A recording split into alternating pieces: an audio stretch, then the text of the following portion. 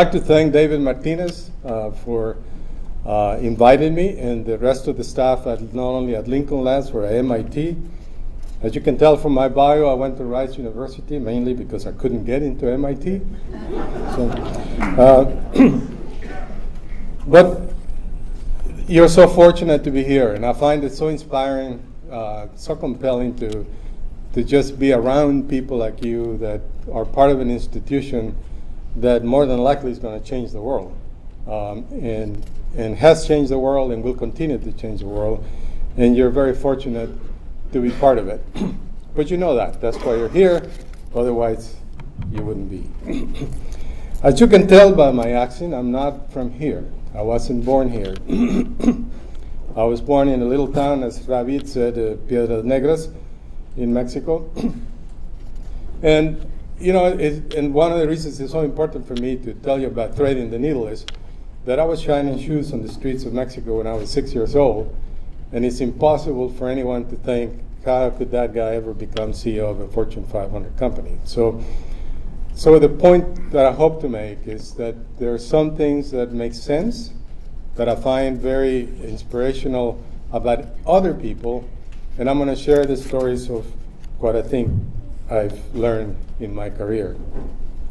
My parents were considered lower middle class in Mexico, and the one thing they emphasized immensely to all of us is that we had to read books. As a matter of fact, they made a living by owning a bookstore, and it was a small bookstore. The name was and still is. If you go to Piedras Negras, you'll find it there because somebody bought it, but my parents are no longer alive. It's called El Camino Real, which is a very famous road in Mexico that gives people a chance to learn. And their idea was to give the children the opportunity to build a career or a life where they would enjoy what they did and were very, very happy. The reason I chose a picture when I was a little kid is because my mother told me to. But one of the things that's so important to say is that since I was a young person, my parents, as I told you, I won the lottery with them. My father would say to me, he said, Hector, the one thing I trust you to do was to find a way to become a better man than I was, to become a better husband than I was, to become a better father than I was. And at the time, frankly, those things sounded nice, but they didn't make a tremendous sense to me until I got older and until I got married, I had a child, and I realized how important it was to try to be as good as I could be. And I'm not talking about professionally or financially, just to be a good human being. The responsibility to make the most of what we're given while improving the lives of others is what center my values in my life. One of my earliest memories is an old Victrola record player that was the center of our living room. It was a prized possession. Not just a creature of comfort, but a connection to the universe. The Victrola was not only part of my parents' plan, but they insisted to all of us, their children, that we listen to music. And I was introduced at a very early stage to Tchaikovsky. That's why you heard a little bit of a part there. But more than that, I was introduced to much different music that people are always astounded at. How could this kid that's growing in this tiny little village in Mexico is familiar with 76 trombones? I don't know how many of you know 76 trombones, but I love that music. I learned it when I was a little kid because my parents played it and influenced me greatly towards my attitude towards music. As a footnote, I was impressed with this group of people that were playing music here. I've never seen a group in Massachusetts to swing from Despacito to Los Trielos Panchos. That's pretty good. I was impressed.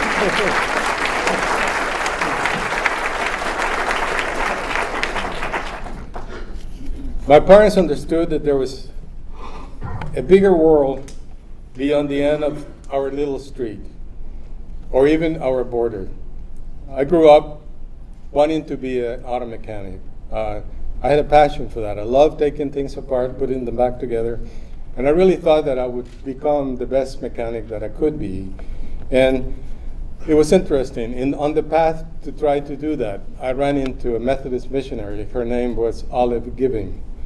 And this person said, if you want to be an auto mechanic, you really need to learn English, because most of the good auto mechanic books are in English. She tricked me into it, and she started trying to teach me English in exchange for chores that I could do for her. That was me in high school.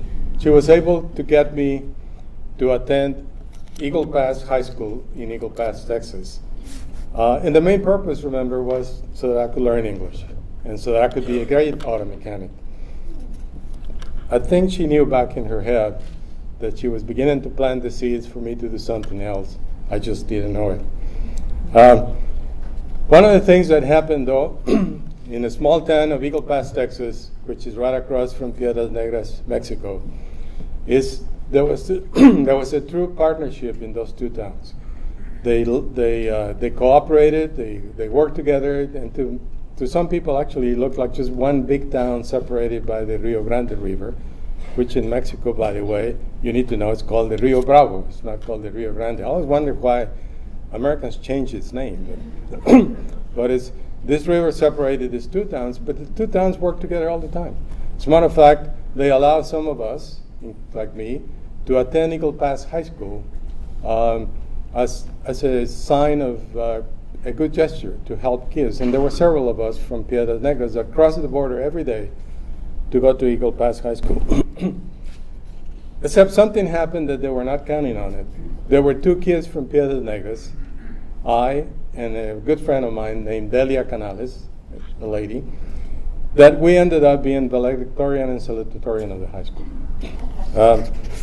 That was not under plan, and it created a big issue for them because it began to raise some resentment. People felt that I would, this is their high school, they need to recognize their people, and there was a big commotion. There was a big concern in the town. And so what they came up with a solution is they took two local kids from Eagle Pass and made one co-valedictorian with me and the other one co-salutatorian with the other lady. A lot of people ask me, well, didn't that burn you up? Didn't that kind of get you mad or all that? And frankly, I look back and I realize first how grateful I was that I was given the opportunity to go to Eagle Pass High School. But I also look at that as my first leadership test. I had to decide what's really important. Am I going to fight this? And what I realized with the help of advice from my parents was, hey, my future was not in Eagle Pass. I had already been accepted to another university. I got a scholarship, and that's where my future was. And the last thing I needed to do was to create a commotion that was unnecessary. And so when I gave my valedictorian speech, I spent most of the time just talking about how grateful I was to the people of Eagle Pass, Texas.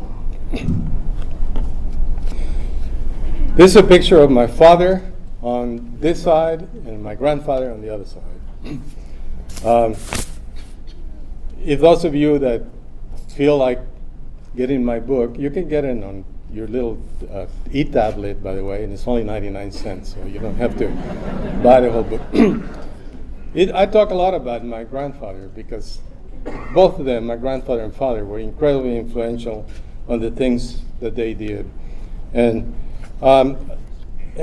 every lesson that I had from them had all about to do, how to be a better person. Not how to make money, not how to get rich or all that, but had to be a better person. They felt strongly that a path, not the only one, but a path to do that was to get an education.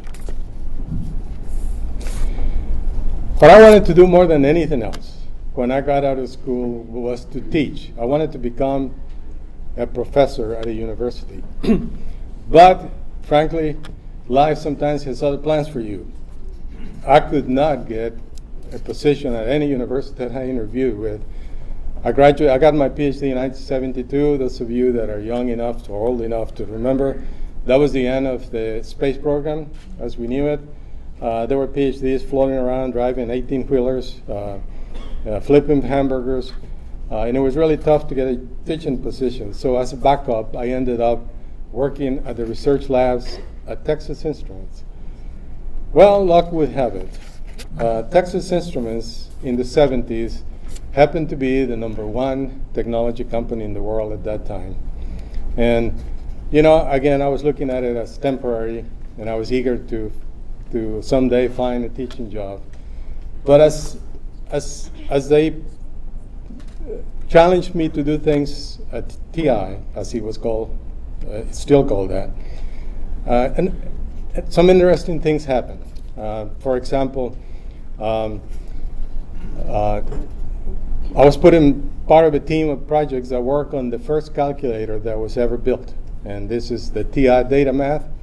Those of you young enough to have ever seen one, it came out in the early 70s and it sold for $150, believe it or not. And all he did was add, multiply, subtract, divide, and subtract.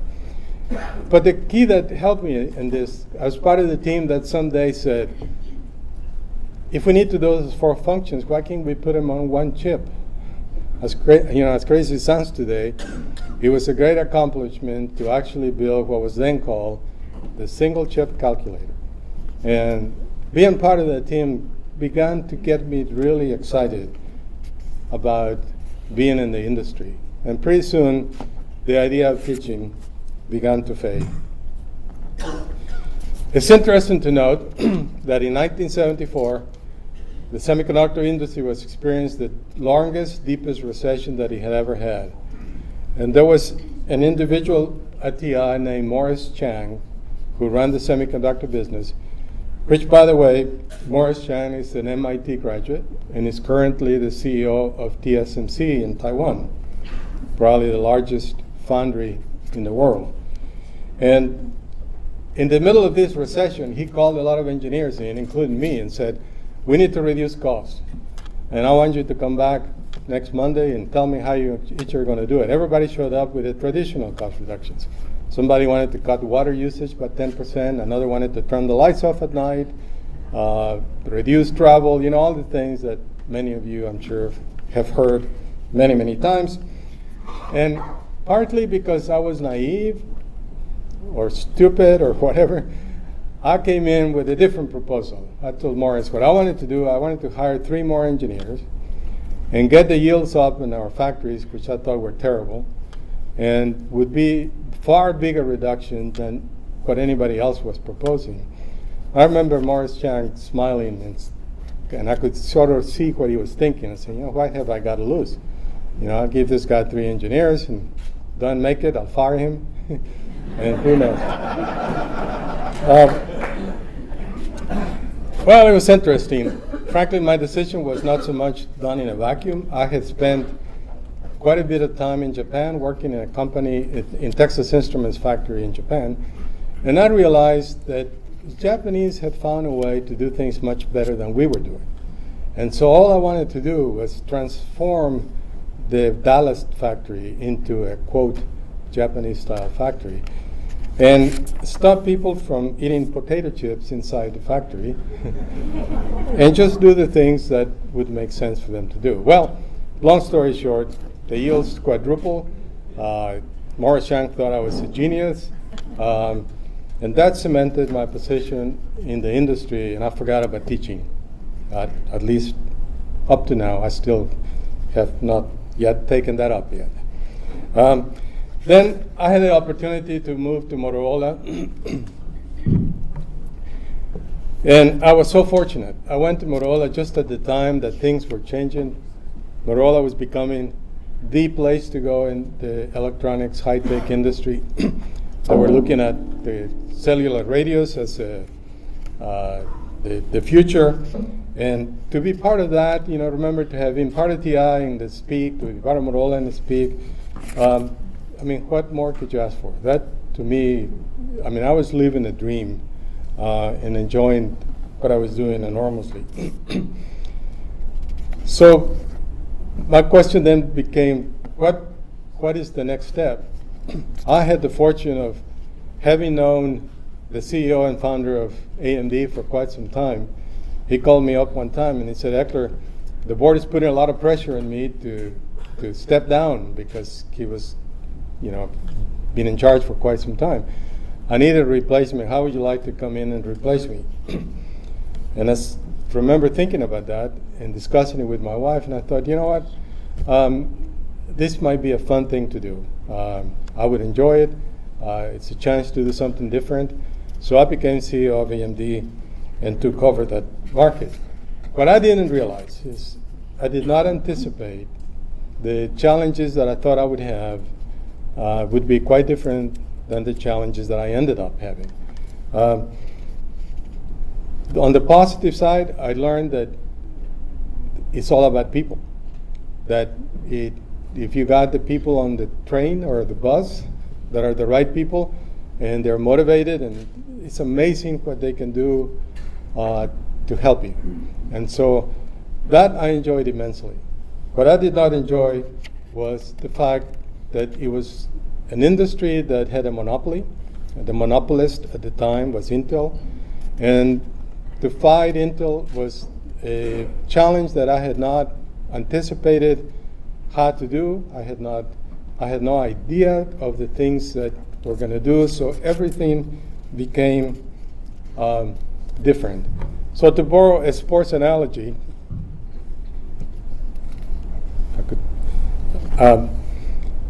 we were not losing in the field. When AMD went out to play, it wasn't because we were not playing a good game or we were not losing in the field. It was because the game was rigged. The referees were calling bad plays. The outcome was predetermined.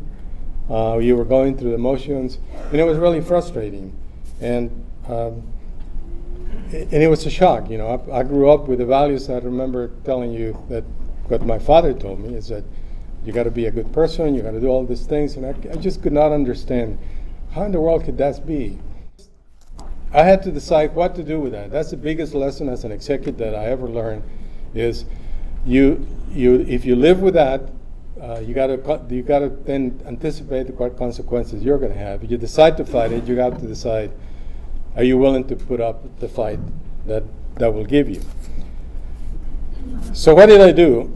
Well, I remember a very famous revolutionary in Mexico named Zapata, who said, I would rather die on my feet than always live on my knees. And that had a big influence on me at the time. And so I got together with the board and we decided we were going to sue Intel for antitrust practices. I could take, if you buy my book, you'll learn about it.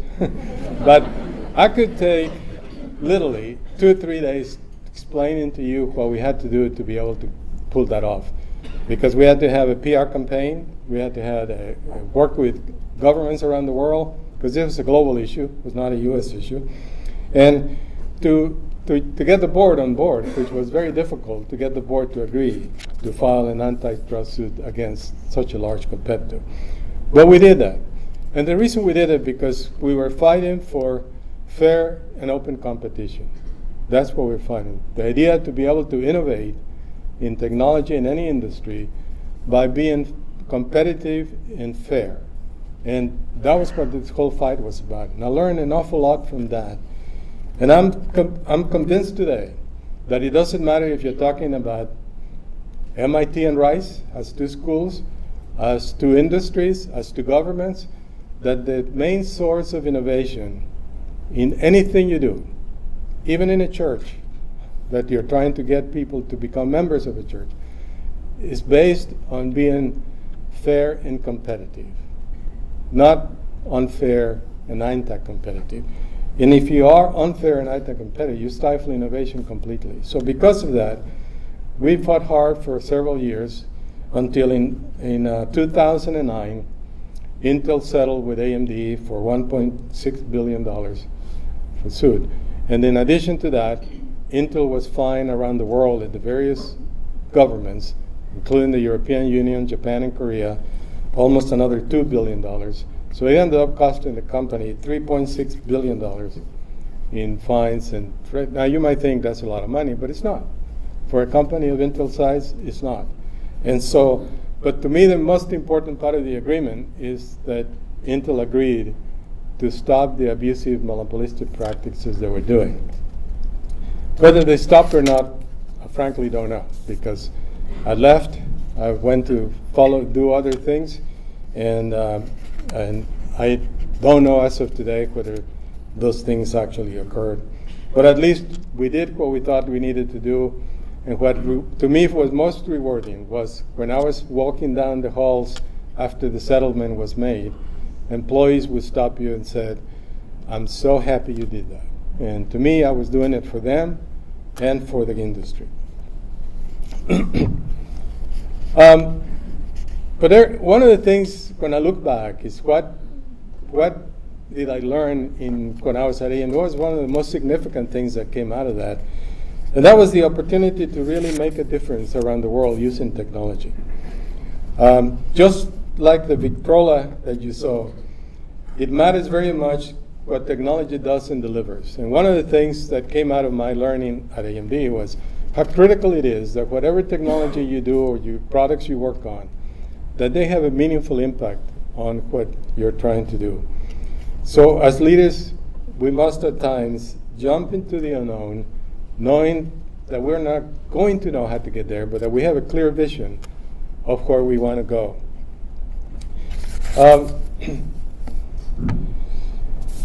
Nicolas Negroponte, who, as many of you I'm sure know, at MIT started the Media Lab, which is a great idea, came up with the idea of one laptop per child. And one day he called me out of the blue and said, "Hector, I need help. I want to get this project off the ground, and I need you to give me free microprocessors." Those of you who know Nicolas probably understand that. "I want you to give me free microprocessors, and on top of that, give me $5 million. Well, I have to tell you that it took him about 5 minutes to convince me that this whole idea of one laptop per child was worth pursuing. And I made the decision to agree with him. We were going to give him the free microprocessors and the $5 million. Well, I almost got fired for doing that. The board didn't like the idea that I had committed to that. My CFO was going bananas because he said, "How in the hell are we going to get this $5 million? Luckily enough, we ended up being able to do that and created, with the help, of course, Nicolas led it, but we helped create the One Laptop Per Child initiative. But that led to the 50 by 15 initiative at AMD. And the whole idea of 50 by 15 was that by the year 2015, 50% of the world would be connected. And we championed that through every avenue that we could. And I believe that the data suggests that we came either right on it or pretty close to it. After I departed AMD, I had to think pretty hard as to what is it that I'm going to do with the next stage of my life. And one of the things that came clear to me is that I wanted to make a difference in a number of areas that I was familiar with and I felt I understood and knew. One is to help people get an education, to be able to help technologists make decisions on what technologies are worth doing and which ones are not. I think too often today we do things in technology because we can. And frankly, technology has advanced so much that we can almost do anything. And if you can imagine it, you almost can do it. But I don't think that means we should do it. I still question an awful lot of things that we're doing today in technology because I have a feeling that as technology begins to do more and more things for us and replacing people that used to do it, that we're getting enough free time that we're trying to fill it with things that may not be necessary, important, or even relevant to our future. But we do it because we can. I don't think I can stand one more app on my phone, for example. I mean, I'm fighting it every day trying to figure out how to get it down to a minimum set of apps. really, who needs another app to figure out which hotel you should stay in? I mean, but we keep funding it. We keep providing energy, treasure, time, and it's filling our lives. So I'm determined to help, at least to the best I can, in that area. One of the things that's is happening today, and it's an opportunity for all of us to play a role in it, is the world is becoming very connected. You hear people talking about the Internet of Things. There's one thing that the Internet of Things is going to fail unless it gets fixed, and that is security. It's impossible to have your refrigerator, your air conditioning, your phone, your car, and all those things interconnected if they're not secure. And what I think is happening today is the Internet of Things is moving so fast, and the security efforts are moving incredibly slow. And it won't be long before somebody's going to find a way to hack into your Wi-Fi and take over your house, and even if it's not for money but just for fun, they'll freeze you in your house, or they'll, whatever. And I think that is a space where very little effort is going today, in my view. The other space is in the area of cybersecurity. I happen to be involved with a small startup that we're trying to help to get into cybersecurity, and I'm now convinced that the challenge in cybersecurity is not a technology issue. It's a we problem. What I mean by that is we have to have the conviction and the leadership to figure out how to fix it, and it's not a simple one. It's complex, and of course Lincoln Labs and MIT are heavily involved in that space. But today's world, where due to social media and other things, people can almost act like you over the internet, and it's very difficult to question if it is you or it's not you. So those are the things that I believe are really challenging. So I'm pretty excited to be part of the startup where we're trying to find ways in which we can create an unhackable system. Ha ha ha, you laugh at that. But why not? It's not a technology issue. It's a conviction and commitment and being able to do that. Now, I don't want to diminish the importance of being connected, because I had a situation just a couple of weeks ago when my sister lived in Houston, Texas, and Harvey hit Houston. I couldn't figure out how to communicate with her, but she happened to be in a place that had Wi-Fi, and she could communicate with me via instant messaging, and I was able to know that she was okay. So technology is powerful when it's used for the benefit of mankind. Now, one of the things that we need to also work hard, more so than we ever have, is to not work in silos, where we are by ourselves sitting somewhere in a room trying to figure out what we should do next. The world now is so complicated that we need to interact with people and ask them, what is it that you want and need? What is it that is important to you? And I really think that it's a complex thing that's going to require a rather broad and universal approach to it. Venture capital is going to have to understand better whether people want a better car or a faster horse.